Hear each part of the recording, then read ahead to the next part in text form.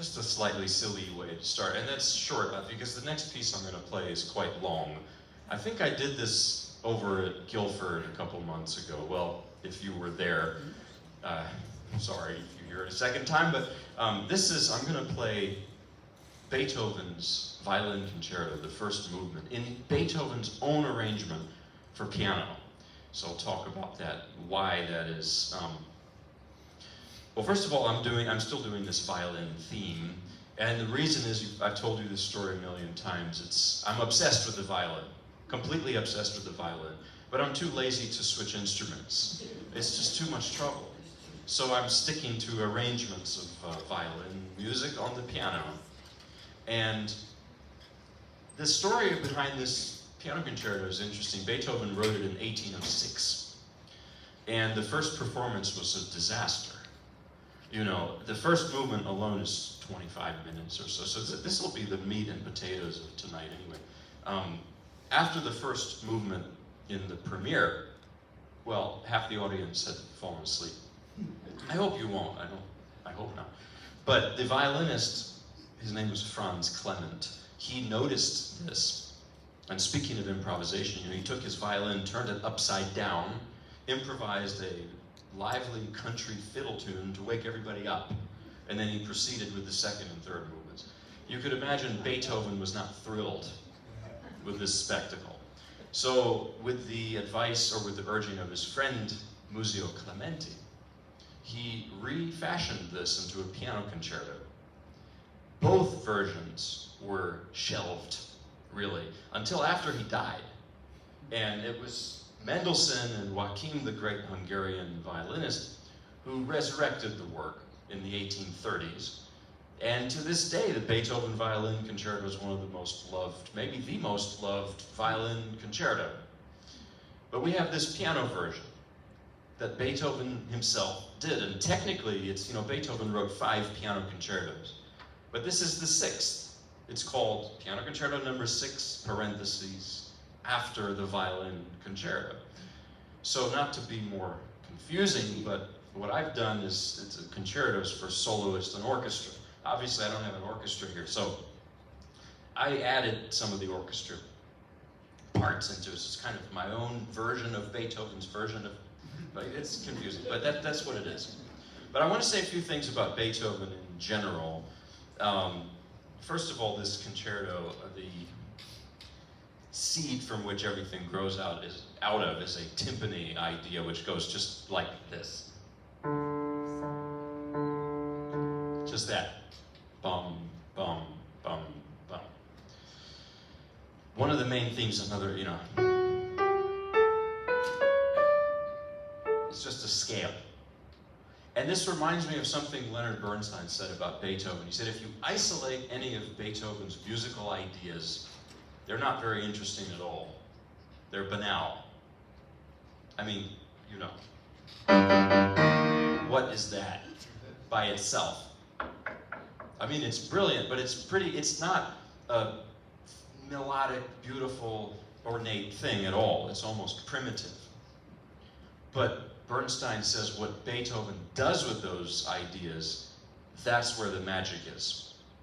And we know, because we have his manuscripts, how Beethoven literally suffered over every note. I mean, it's not like Mozart, who would just write straight from his head to the paper and it was all there. Although some people say maybe he destroyed his drafts, but that's another talk for another day. But Beethoven, his drafts are a mess.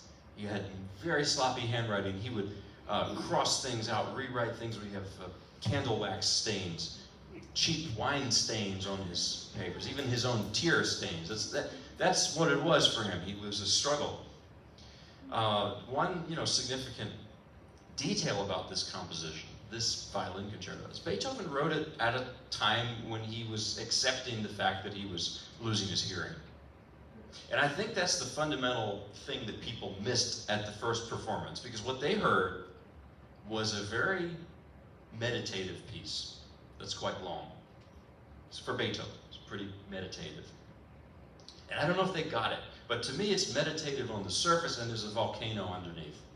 Because this, to me, is a piece about acceptance, and we can all relate to that. There's things in life that we don't want, but we must accept and somehow move on. And I think that's what's so deeply inspiring about Beethoven, is that there's that philosophical acceptance. You know, he talks about it in a document. It's a letter he wrote to his brothers called the Heiligenstadt Testimony, where he describes what it was like to lose his hearing, especially for a great musician like him. Describes how it led him for the rest of his life to be pretty isolated and lonely and alone in the world. And it's really, it will tear your heart out. I recommend to read it. And it speaks to us today, I think. Finally, I want to say this. I had a professor who would always say this thing, and I didn't quite get it at the time, but I think I'm starting to get it, that he said, Beethoven is Tolstoy in music. So what do you mean? And he talked about the idea that a lot of art is pretty or beautiful, but not all art is like Beethoven and Tolstoy. It goes beyond just beauty into the realm of morality, ethics, compassion, those things, you know? And here's a thing from Tolstoy from his essay, What is Art? He describes the backstage of an opera theater. And he says, what's all this fuss about? Why do we even bother with the arts when there's genuine suffering in the world? I think about that a lot. That's a valid point. And then he concludes by saying, if one person, even just one, walks away from a painting exhibition or a play or concert with a little more sensitivity in their heart, a little more compassion in their heart, then it's done its job. That's Tolstoy. And I think Beethoven is like that. Ironically, in that same essay, Tolstoy trashes Beethoven, but that's the whole, you know, these people hated each other, and that's just part of what it is. But there is this connection, I think. I really think so. So anyway, I'm going to do the first movement of Beethoven's Violin Concerto, Beethoven's own arrangement for piano.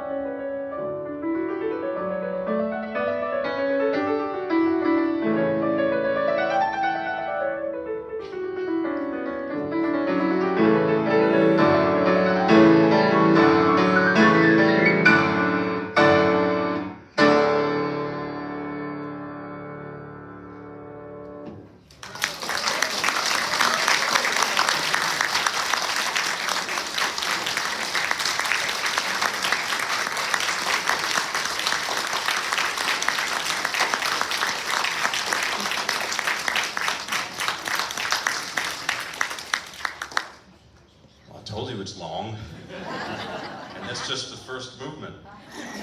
But I'm shy to play the entire thing in one sitting. I just don't. But at any rate, that's the violin concerto, Beethoven's own arrangement for piano. I threw in some of the orchestra. And one little detail about this that's very interesting, and my violinist friends probably justifiably get kind of annoyed with me. They say, "What are you doing? Why are you playing our repertoire?" One even told me, "Who on earth could possibly conceive of doing such a vulgar, profane arrangement of Beethoven's violin concerto?" I said, "Beethoven did it." Okay, well, but here's the thing, and the question of what's the pure and authentic version. Okay, here's a curious detail. A cadenza is a space for improvisation in a concerto. Beethoven was maybe the first to actually write out his cadenzas, because he was a great improviser, but on the other hand, he really wanted to put on paper what he wanted to say. So Beethoven wrote cadenzas for the majority of his concertos. He did not for the violin concerto. He did not write cadenzas. If you go to hear this with the symphony of violinists, they're probably going to play the Fritz Kreisler cadenza, which is fantastic. But it's not Beethoven. But the funny thing is, he did write cadenzas. Beethoven wrote cadenzas for the piano version. I played it 3/4 of the way towards the end. It's that part that's completely bonkers, because he does another thing. A cadenza is usually for the solo instrument. For some reason, Beethoven includes timpani. So that's why I was trying to imitate the timpani and doing all this, whacking the key, because that's what the timpani's doing. So it's really interesting. And some violinists, there's one German violinist, Christian Tetzlaff, who came to the conclusion that this is a real problem. The violin concerto does not have an authentic Beethoven written cadenza. So he took the piano cadenza and adapted it for violin in a sort of reverse, arrangement. So it gets all really confusing. And these are the things I tell myself to justify this crazy thing I'm doing, which is, I'm playing violin repertoire on the piano, but I think there's some justification for it when you think about it. Anyway, I'm going on a tangent too much. So some short pieces right now. And this I want to dedicate to a Greensboro native. I don't know if she's here today, but she was here at some of my things in Greensboro recently. So this is Maurice Ravel. I don't think I've played this for you yet. I hope not. I'm trying to keep things fresh. This is Pièce en forme de habanera. Piece in the style of a habanera. Habanera is not only a tasty pepper, it's a dance. It's originally a Cuban dance from Havana, and it has this rhythm, this lovely lilting da. Bum bum bum dee da da da. If you like Carmen by Bizet, there's a famous habanera, which I won't even attempt to try to sing, but heard it. Yeah, da dee da da da da. I sang, sorry. So, but this dance was all the rage in Europe at the time, and Ravel, being a sort of impressionist composer, this is his take on a habanera. Ravel was controversial at the time, just like Debussy. People, Fauré, for example. I played Fauré here in the past. Fauré was one of Ravel's teachers, and Ravel wrote the wonderful string quartet as a gift for Fauré. You know what Fauré said? He said, from the first note to the last note, an utter, miserable, complete failure. Very encouraging. They said the same thing about the Impressionist painters. They would say, what's the matter with these guys? They need glasses, That's kind of like impression. So, but it's only later, after the fact. It's kind of like the Beethovens. After the fact we start. It's kind of a sad thing. But that's the Ravel. Now, this is an arrangement, of course. And the original, I think I did play as a Guilford, so sorry. But I just remembered. But this is just, it's worth playing, and it's a nice contrast to Beethoven. This is arranged for piano by Daniel Héricourt. Does that name ring a bell for anybody? Yeah. I'm sure it does. Yep, it does, because Daniel Héricourt was born in France in 1903, I think it was.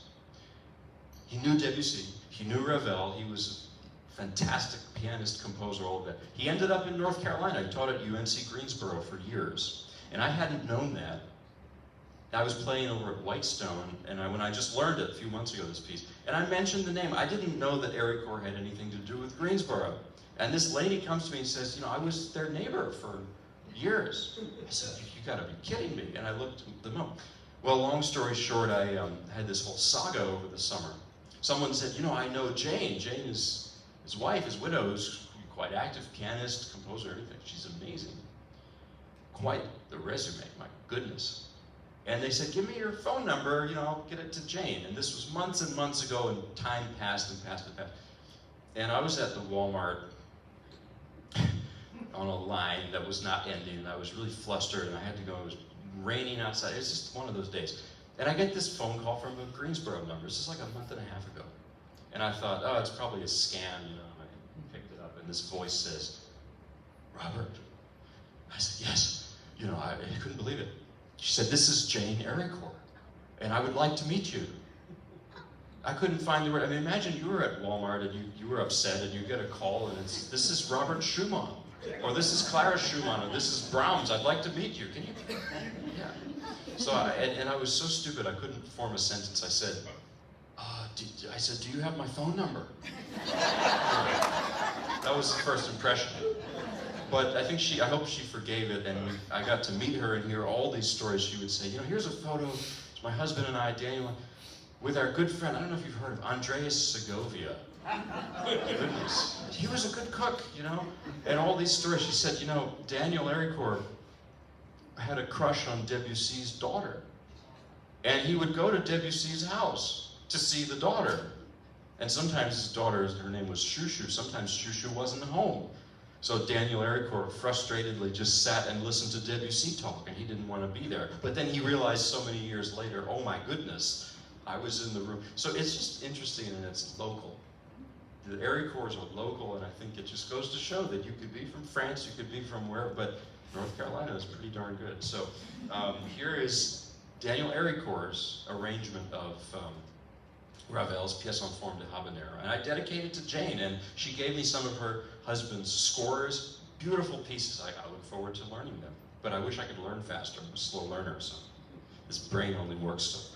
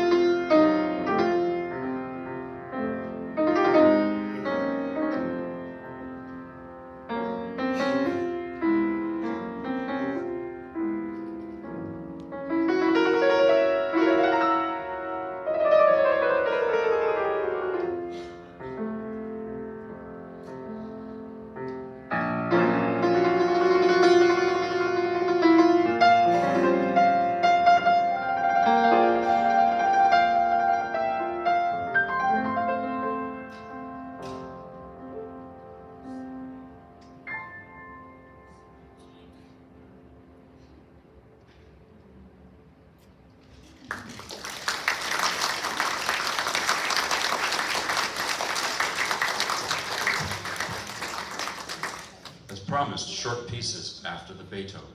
Short dessert piece. Well, they're not really dessert, but it's like a concert to me is like a meal because that's my real passion is eating. So you know, you have your roast beef and potatoes, that was first, but then you have to have other things, and it completes the meal. Favorite violinist of mine who I knew, Aaron Rosan, he taught at Curtis, was a genius, oh my goodness. He was always criticizing people's programming. He said, you know, and I do his impression of his voice pretty decently. He would say, the young people these days, you say, they'll play 3 Brahms sonatas on a concert. I'll fall asleep, it's terrible. To play short pieces. Okay, so here's a short piece. This is the melody in E flat, Souvenir d'un lieu cher. It's called a Remembrance of a Beloved Place, I think is what it means, by Tchaikovsky.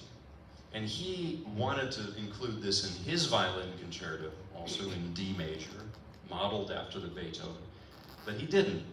He didn't think it was good enough. I'm making a Russian pun. Sorry, no, Boris good enough. It's called a dad joke. I'm sorry. It's very bad.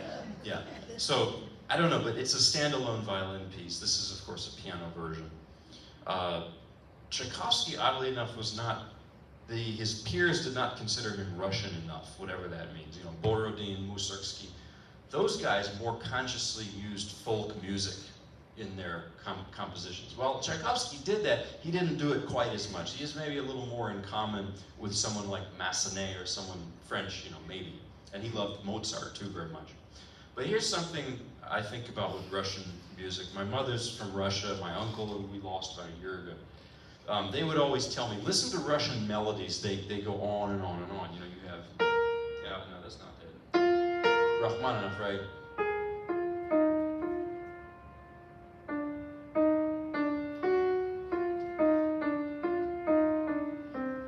The question is, when does it really take a break? It doesn't.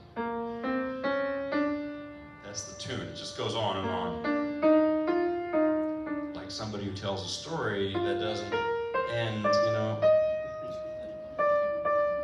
Russians can do that, I've noticed. Yeah, and that's the thing I made the connection with my Russian heritage and my dad, who's from Southern Virginia, going back generations. I was 4 years old, we went to a family gathering. I don't remember this, and apparently I told my mother afterwards, I said, Mom, Dad's not crazy. Everybody else here tells stories that never end. So the Russians and the Southerners, they're not too different. So here's Tchaikovsky.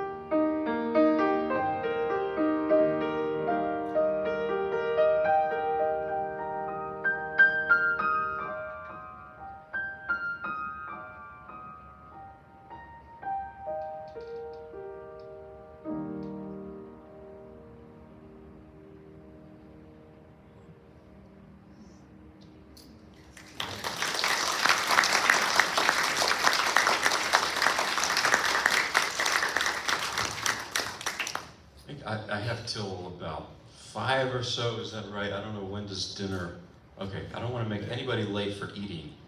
But if I go over, a little over 5, is that okay? Just a few minutes. Try to keep it. Anyway, so now I'm going to play maybe 2 more short classical pieces, then maybe 1 gospel, looking at the time. This is Fritz Kreisler, Viennese Caprice. I've done various Kreisler things. This is something pretty new for me. It's an early piece of Kreisler's, and it's a tribute to Vienna, his hometown, his home city. It's sort of a lullaby-ish waltz, you could say, because everything's got the waltz in it for Kreisler. You don't get more Viennese than Fritz Kreisler and Wiener Schnitzel and Johann Strauss Jr., the Blue Danube. I think that's Vienna. At the same time, Vienna is one, I think it was a historian said that, well, this is okay. What's the difference between Vienna and, say, Berlin, culturally? I read this joke. There was a joke in the 19th century. They said, in Berlin, things are very serious, but there's hope. In Vienna, things are not so serious, but there's no hope. And to me, that explains, you know, the music of, for example, Beethoven or Schumann. They were German. Their music's very serious, but to me, Beethoven, there's a lot of optimism in there. Schubert, who I adore so much, but Schubert always has this kind of lightness to him, and he has a smile on his face as if, but underneath it's just black with despair.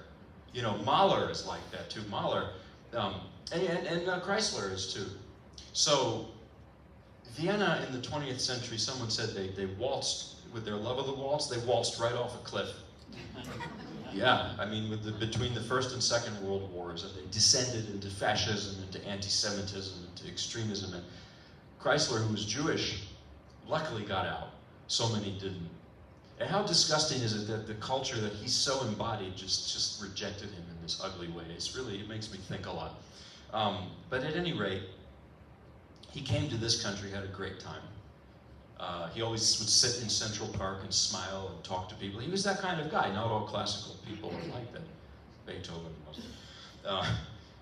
You know, he had this great quote. He said, "I don't go perform concerts." He said, "I just go to see my friends." That's it. I love that about him.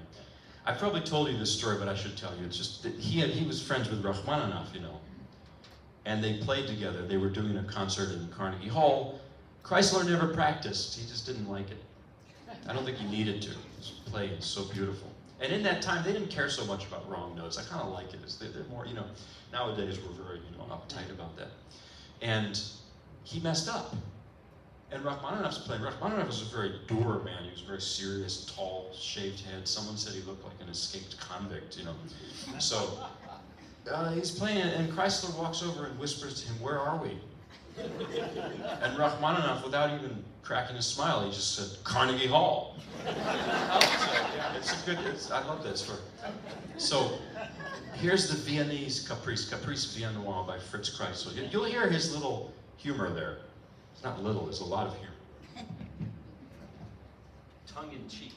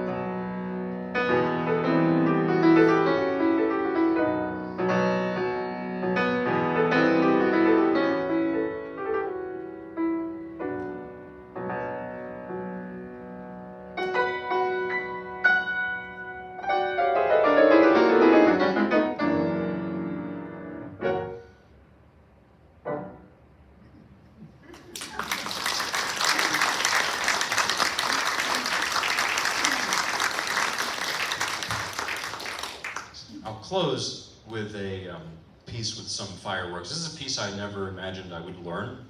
It's by Cuban composer Ernesto Lecuona, Malagueña. Famous, famous, famous piece. That's part of why I never thought I'd do it. Another is my teacher, Solomon Mikovsky, who was from Cuba. Lost him a few months ago, sadly. He would frequently tell me, and I do his accent very well. He didn't think so, but I do.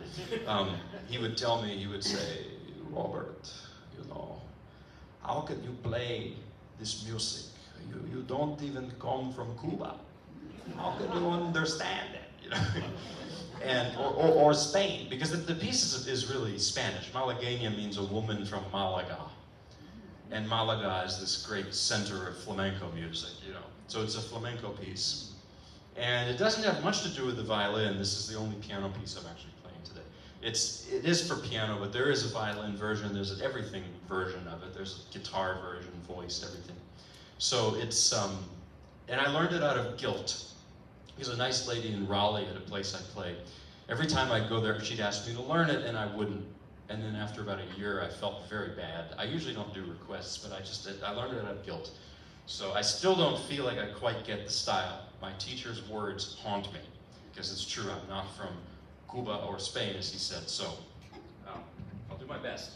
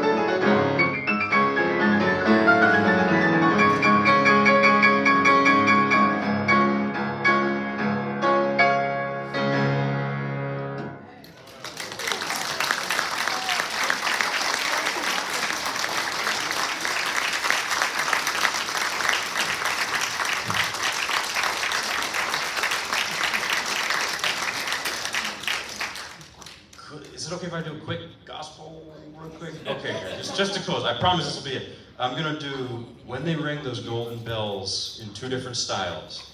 One in the style of Tennessee Ernie Ford, more straightforward, and then go into a sort of New Orleans, that style. Actually, the style you might hear at a Pentecostal church or something. So I'll do that, and then we will close. So thank you all very much for being here. Thanks for having me.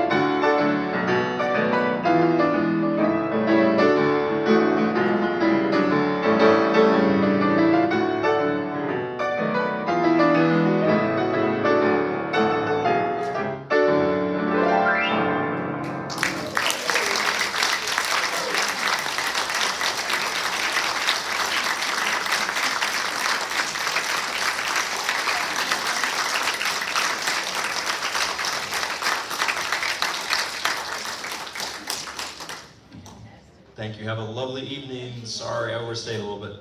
Have a great dinner and take care.